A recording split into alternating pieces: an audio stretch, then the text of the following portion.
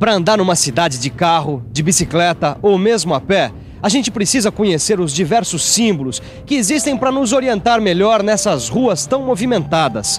Da mesma forma, também na indústria existem símbolos que servem para ajudar o profissional da mecânica a identificar rapidamente os diversos tipos e estados de superfícies de peças. Por isso, nessa teleaula, você vai saber como os símbolos foram convencionados na mecânica, sendo representados por desenhos técnicos. Além disso, você vai aprender como é e como funciona o rugosímetro. Agora você me dá licença que a nossa teleaula está começando.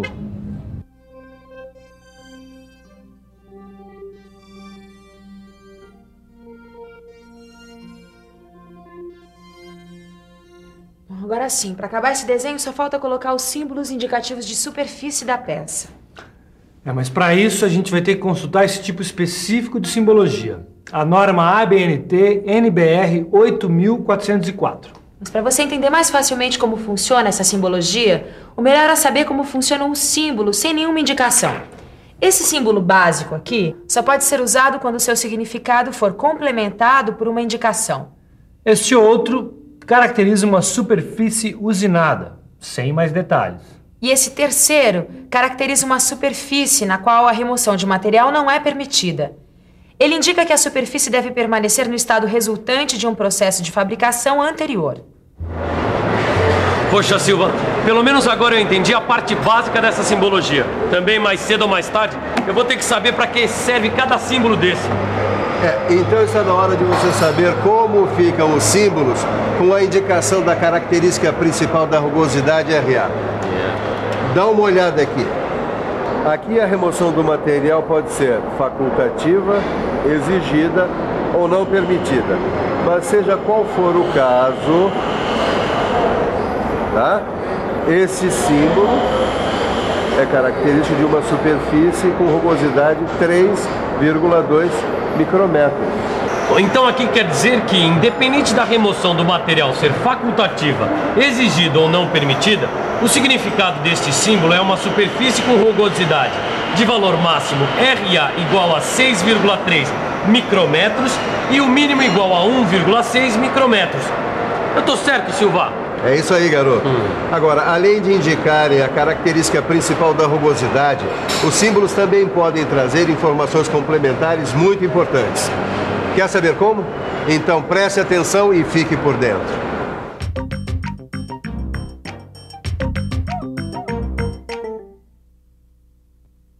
O significado deste símbolo é o do processo de fabricação, que neste caso é o de fresar. Este outro indica que o comprimento da amostragem cut-off deve ser de 2 milímetros e 5 décimos. Já este aqui informa que a direção das estrias deve ser perpendicular ao plano de projeção da vista. Este aqui conta que o sobremetal para a usinagem deve ter 2 milímetros. E por fim, com este símbolo, é feita a indicação, entre parênteses, de um outro parâmetro de rugosidade diferente de RA, como por exemplo, o RT, igual a 4 décimos de milímetro. Bom, esses símbolos podem ser combinados entre si. Ou então eles podem ser utilizados em combinação com os símbolos que indicam a principal característica da rugosidade RA. Vamos dar uma olhada como é que ficam esses símbolos mais completos. Olha, aqui, por exemplo, é uma indicação complementar e explica o sentido do símbolo. E aqui, como dá para entender, significa que uma indicação complementar explica o significado dos símbolos. Agora, pode acontecer de um desenho técnico vir com diversas especificações do estado de superfície no símbolo. Veja como elas funcionam. Em A, vem o valor da rugosidade RA em micrômetro, ou classe de rugosidade N1 até N12. Em B, está indicado o método de fabricação, tratamento ou revestimento. Em C, ficamos conhecendo o comprimento de amostra em milímetros do cut-off. No D, está a direção das estrias. No E, está a espessura de sobremetal para usinagem em milímetros. E, finalmente, o F traz outros parâmetros de rugosidade indicados entre parênteses. Agora sim, já está bom para você acompanhar com a gente como é feita a indicação nos desenhos. Olha só. É que os símbolos e inscrições devem estar orientados de modo que possam ser lidos tanto com o desenho na posição normal, como pelo lado direito. Você está vendo? Este aqui é o RA máximo que aparece no visor do rugosímetro. Tá aí um assunto que eu ainda não manjo muito bem. Visor do rugosímetro. Silva, tem os números que aparecem no visor que eu ainda não sei muito bem o seu significado. Que tal a gente aproveitar esse finalzinho do horário do almoço para acabar de vez com esse assunto? Calma, eu já vou te explicar. Antes, eu queria te falar da direção das estrias. Olha aqui. Esse símbolo está dizendo que a estria deve ser paralela ao plano de projeção da vista sobre o qual o símbolo é aplicado. Este outro mostra que a estria deve ser perpendicular ao plano de projeção da vista sobre o qual o símbolo é aplicado. E este aqui indica que as estrias devem ser cruzadas em duas direções oblíquas em relação ao plano de projeção da vista sobre o qual o símbolo é aplicado. Com este outro aqui, nós ficamos sabendo que as estrias devem ter muitas direções. Este outro informa que a direção das estrias é aproximadamente central em relação ao ponto médio da superfície ao qual o símbolo é referido. E esse último diz que a direção das estrias deve ser aproximadamente radial em relação ao ponto médio da superfície ao qual o símbolo é referido. Mas, Silva, se for preciso definir uma direção das estrias que não esteja claramente definida por nenhum desses símbolos que a gente viu... Tito, nesse caso, a estria deve estar descrita no desenho em uma nota adicional. Mas, no geral, o importante que você tem que saber é que a direção das estrias é a direção predominante das irregularidades da superfície, que geralmente são resultado do processo de fabricação. Ah, agora eu entendi, Silva. Bom, então já está na hora da gente falar do rugosímetro. Para entender melhor como funciona o rugosímetro, você pode pensar nessas antigas vitrolas. Nelas, o som que ouvimos é produzido quando a agulha entra em contato com o sulco do disco, que são essas reentrâncias aqui.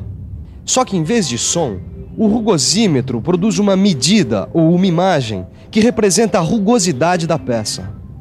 O rugosímetro é muito usado na indústria para o controle de superfície de peças e ferramentas. Ele garante um alto padrão de qualidade nas medições e se destina à análise e resolução dos problemas de rugosidade de superfícies. E agora, para conhecer o princípio de funcionamento do rugosímetro, o melhor é conversar com a técnica que mais entende de metrologia. Não é à toa que esse aparelho é chamado de rugosímetro. Bom, pelo que você disse, ele serve para fazer avaliação de rugosidade ou textura primária, não é isso? É isso mesmo. Com o tempo, surgiram critérios para avaliação de uma textura secundária, também conhecida como ondulação. E esses aparelhos, eles foram ganhando essa nova dimensão. E por que não mudaram o nome desses aparelhos? Por uma questão de comodidade, Caio.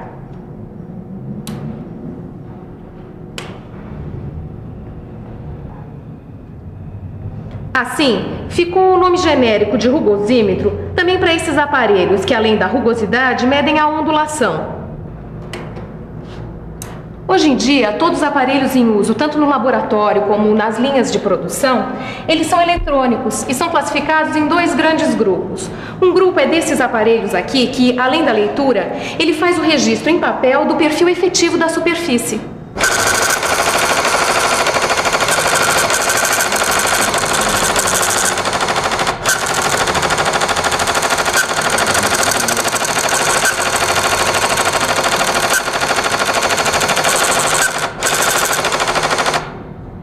Eles têm mais uso nos laboratórios, pois também apresentam um gráfico que é importante para uma análise mais profunda da textura superficial.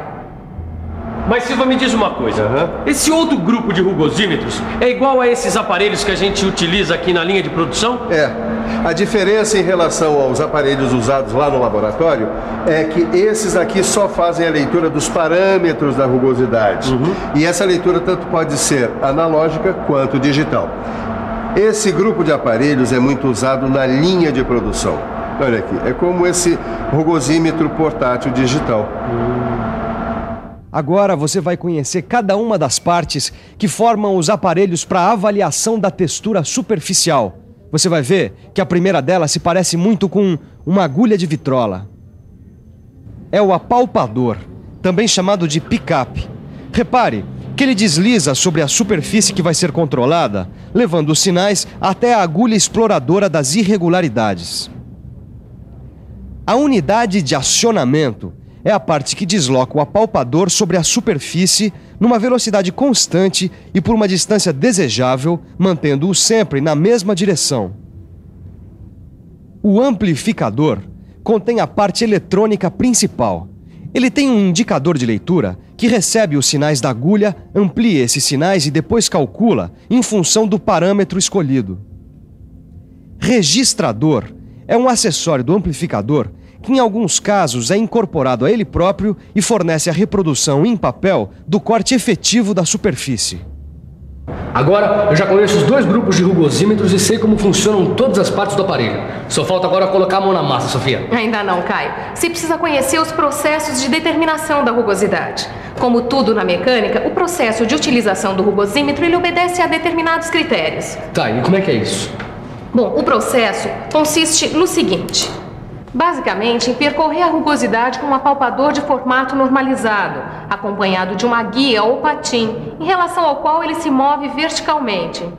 Posso tentar fazer dessa forma aqui? Pode sim, Caio. Mas repare que enquanto o apalpador acompanha a rugosidade, a guia ou patim acompanha as ondulações da superfície. O movimento da agulha é transformado em impulsos elétricos e registrado no mostrador e no gráfico. Enquanto o Caio pratica um pouco mais a forma correta de usar o rugosímetro, por que você não aproveita e faz uma boa revisão? E atenção, se liga aí que é hora da revisão. Na teleaula de hoje, você acompanhou em detalhes os diversos símbolos utilizados na indicação do estado de superfície e viu como estes símbolos são usados em desenho técnico. Aprendeu a diferença entre os dois grupos de rugosímetros. E ainda ficou sabendo como funcionam cada uma das partes deste aparelho. Se você não quiser esquecer nada do que aprendeu hoje, abra o seu livro de estudos e mãos à obra. Nele você vai encontrar exercícios que vão ajudar a fixar os novos conhecimentos. Pratique e progrida no curso profissionalizante. Até! Até a próxima!